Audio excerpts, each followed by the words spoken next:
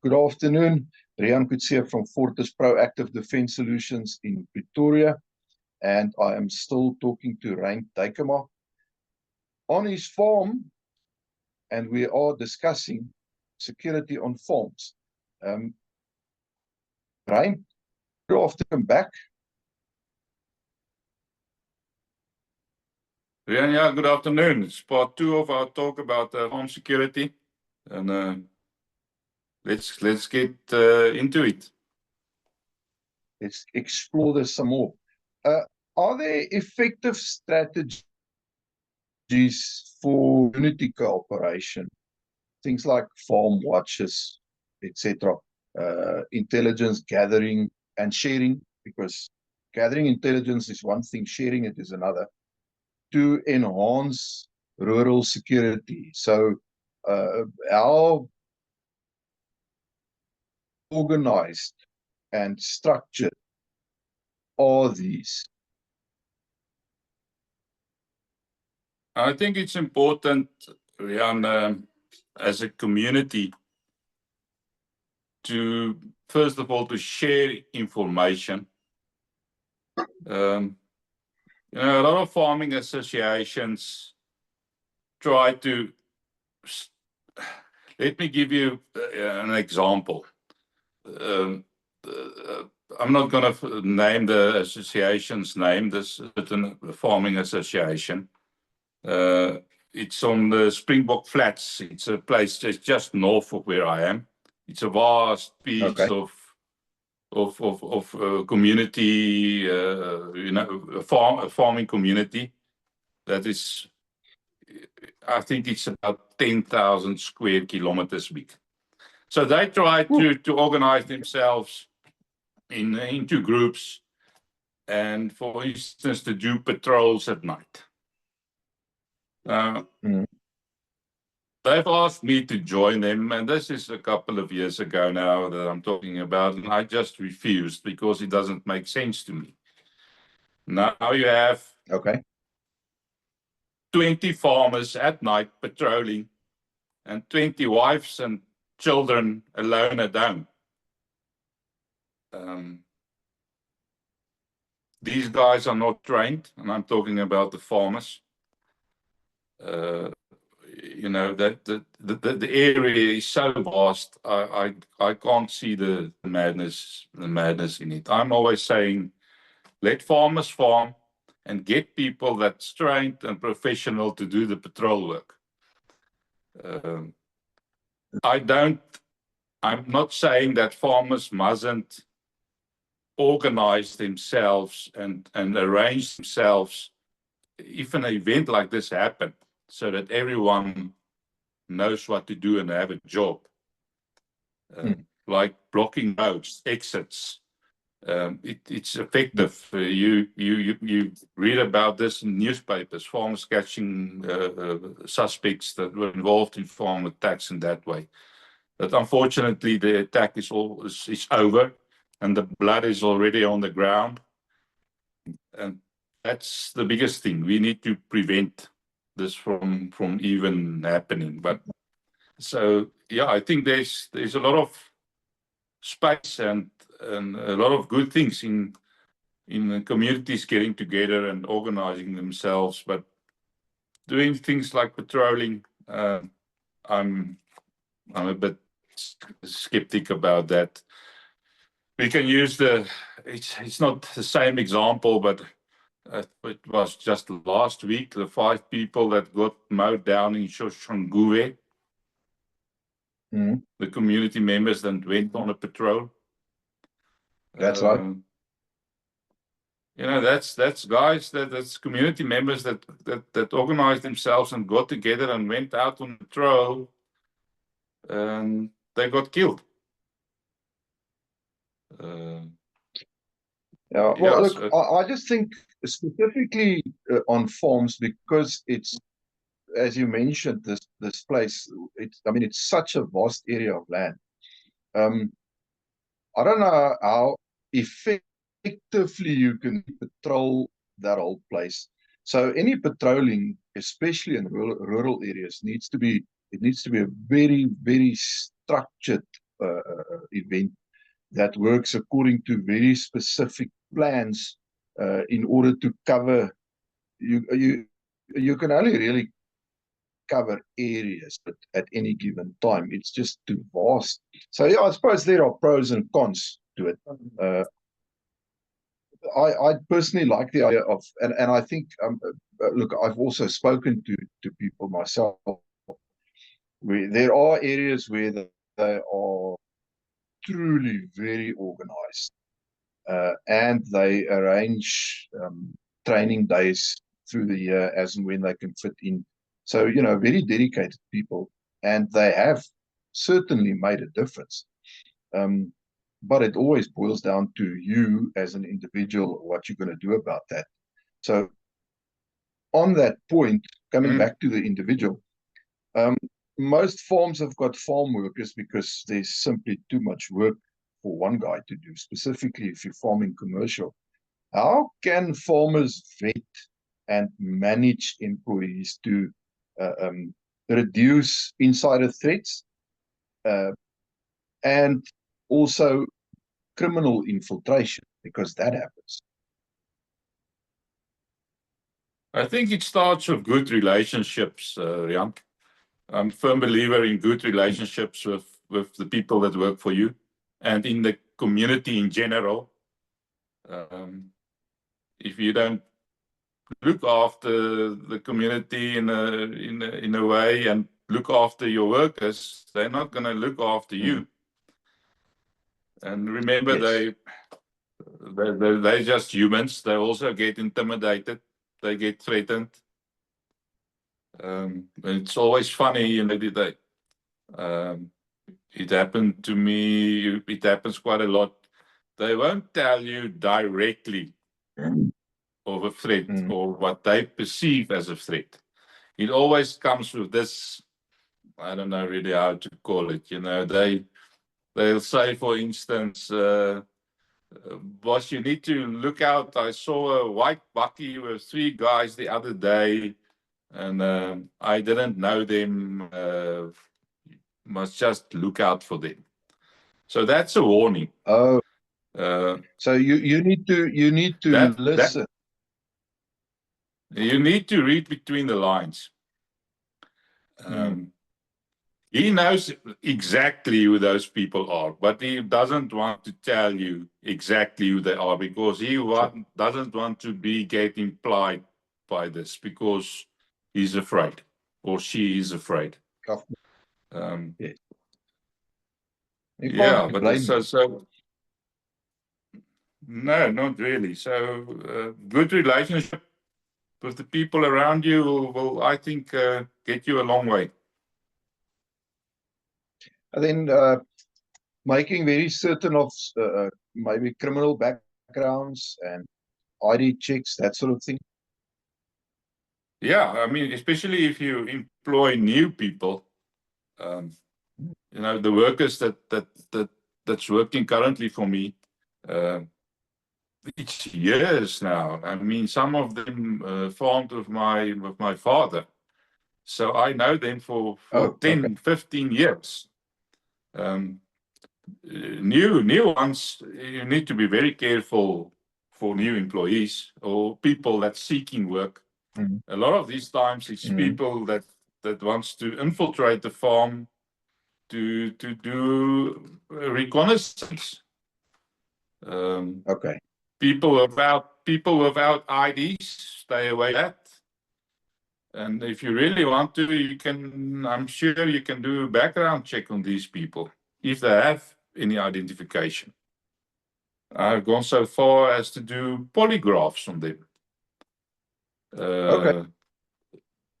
Yeah, so that's all ways you can check if these people are really seeking work or are they just here to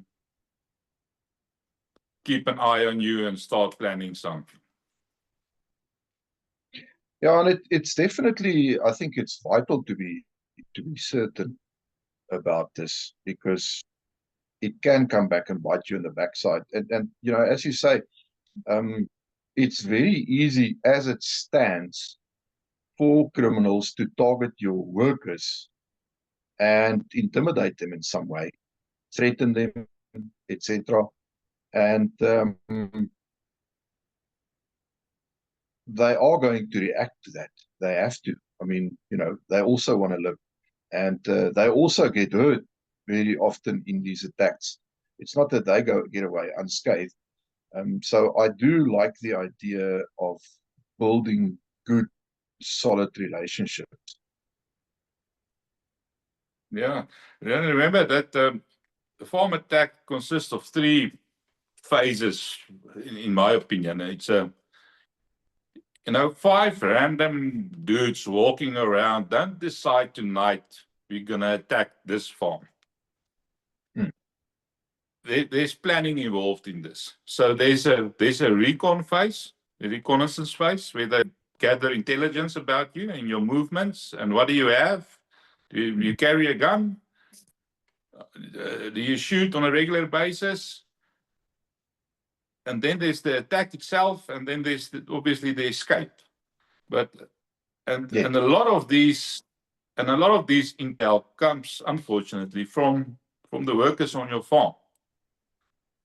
The guys that do the recon, it's not always the guys that's doing the attack. So in this day and age that we live with cell phones, I mean, for a cleaning lady to make a 20-second video of the inside of your house and giving it to someone that plans an attack is invaluable information for them. It's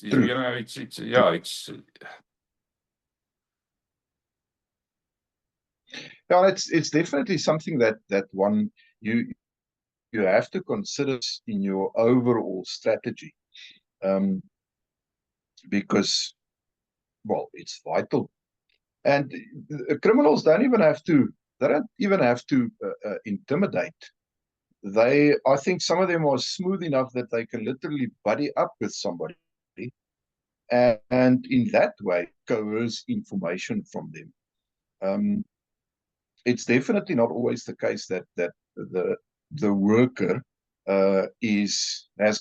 has had ill intentions. I think often it happens that the worker is very loyal,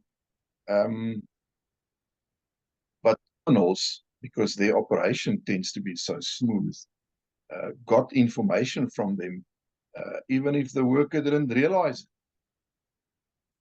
Yeah, that's true. I mean, social events, guys getting together in Shebeen, having a few beers, and now they start talking. That's a place where a lot of things are getting shared. It's just one example of it, yeah. Okay. First aid, anti-trauma skills. Do you consider this to be an important, maybe even a vital part of your overall survival strategy in rural areas, farms? And can you maybe give us an idea what you would consider as the most important skills, like stopping the bleed or stuff like that?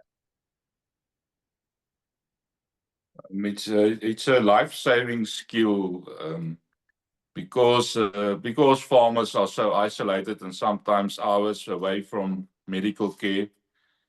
You need to be prepared medically for eventuality like this, and the most important one is stop the bleed. That's what's gonna kill you. If someone shoots me in the face, he shoots you in the face, and there's nothing you can do about it. But a lot of times, people are wounded and injured, and if you can't stop that bleeding, it's going to be a problem. So stop the bleed is the for me the main and the only thing that matters. Carrying around a TQ, a tourniquet, there's all kinds of fancy products, quick clot, and so on that is quite effective in stopping the bleed. Yeah, and then everyone in the house needs to know how to use it. Yeah, and also, I mean, it goes for your immediate family, and it definitely goes for your farm workers, because you need them. If one of them gets injured, not even necessarily shot, you're working with farm implements and animals, and anything can happen. So you need to be able to help them if the brown stuff hits the whirly thingy, if you know what I'm saying. So it's not only exactly yourself in an attack situation. Yes. Okay. And also, right, if there are specific medical conditions like asthma, that sort of thing, family and workers, I think you need to be aware of that and be able to do something about it. Should that happen, somebody has an asthma attack out there in the bush on one of the in the middle of a mealie land or something, you need to be able to assist. Yeah, Rian, it's so example, I have a bag in my bakkie. Stuff like allergics, a bee stings a guy and now he's suddenly allergic to it. I've even got this small canisters of oxygen. If a guy is suffering to breathe, we can give him at least a bit of relief or help. Yes. Okay. It's all things to consider. Yeah. Okay, that makes sense. When it comes to movement and routines, getting stuck in a routine is, it's always a bad thing. Very far as possible. It's not always possible on a farm. Do you think it's a vital part of reducing vulnerability? I struggled with that one. If you can start very routines and obviously then increasing your situational awareness. Yeah, but people in general are people of habit. So we tend to do the same things every day, get up at the same time, leaving the house at the same time. Especially, the women, let's say, you live on a farm, you've got 2 kids and they need to go to school, it's like clockwork. Mom leaves this late and she takes this road. So it's a difficult thing to break, Rian, but as far as you can, you need to break that routine once in a while. Right? How can farmers reduce their vulnerability? By doing things like varying daily routines and increasing specifically situational awareness. I know it's not always possible to vary every routine because there are only so many roads on a farm. So you can't necessarily just take different roads on different days, but general routines and increased awareness to pick up potential problem signs. Yeah, it's important to try and vary your daily routine. For instance, when I get home at night with my family, and I don't rush into my gate. I take it slowly to observe what do I see around me and potential threats. If I don't see my dogs, I don't even open the gate. I would just drive away. And identify some escape routes at your gate. if you stop in front of your gate and someone parks behind you, you are stuck. You're not going anywhere. Yes. It's even I sometimes drive around my yard first before I enter with my family at night to see if there was any, Okay. any signs of someone climbing over or going through the fence. But to vary your day and day movement, especially in the mornings, I think it's a good idea. You mean like not always get up at 5 and immediately go and do that, and then you do that. Unless, I mean, I suppose in some cases things need to be done in a certain way. But if you can vary those routines, that may very well play in your favor. Yeah, for sure. I mean, I don't go to bed at night at a certain specific time. Sometimes I go at bed at 9, sometimes at 10, sometimes at 11. It's all things that breaks your routine and confuses potential attackers on in planning an attack on you.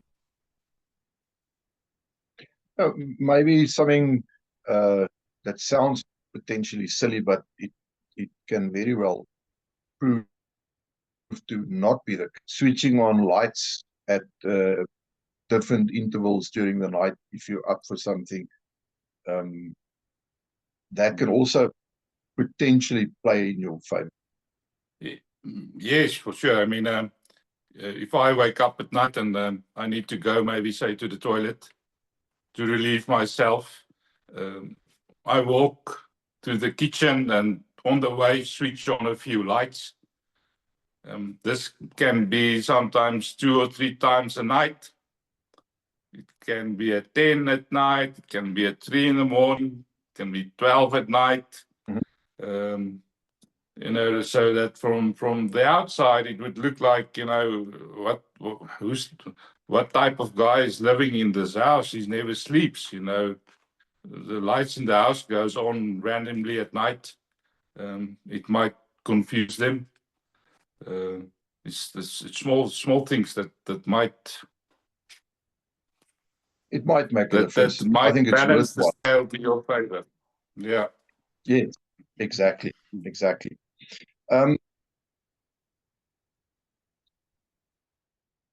It's a bit of a wide, but do you think that there are potential survival strategies during an attack,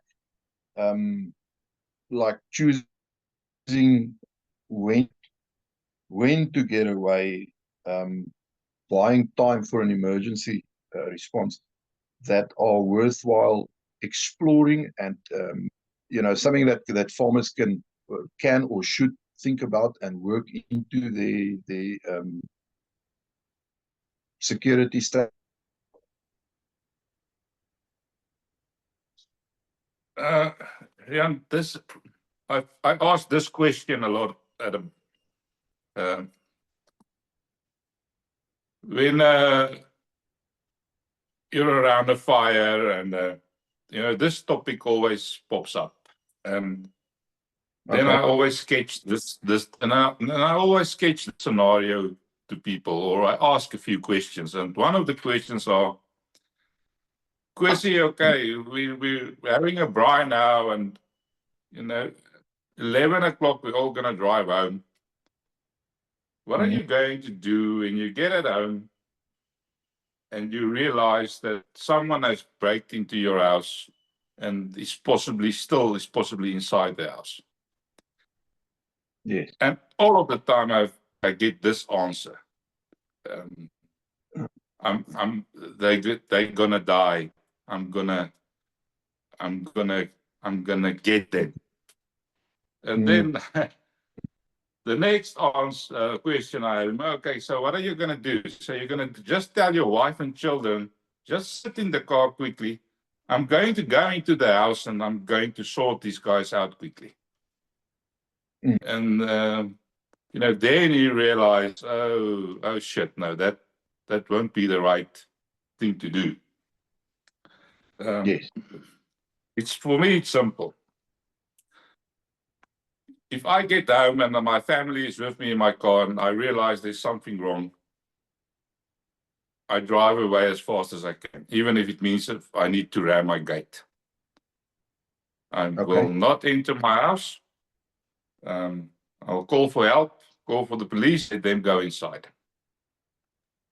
If you are inside, Exactly. if you are inside and something, then you have no choice but to fight, and rather start fighting rather earlier than later. Buy yourself time. Get your family to safety. Get yourself to safety, and yeah. So there's no. I don't know. There's no rules in this, but as far as I'm concerned, when I'm inside the house and my family is with me and something happens, it's time to fight. If we are outside and I can get away, I will get away. I do think the idea of running your house or outside, if you're inside, to potentially confront a problem, I consider that to be a little bit on the suicidal side of things, to be honest. Like you mentioned, the replies that you hear so often around the Wi-Fi. I think by and large, your main focus ought to be the survival and safety of your family, and doing whatever it takes to try and keep them safe.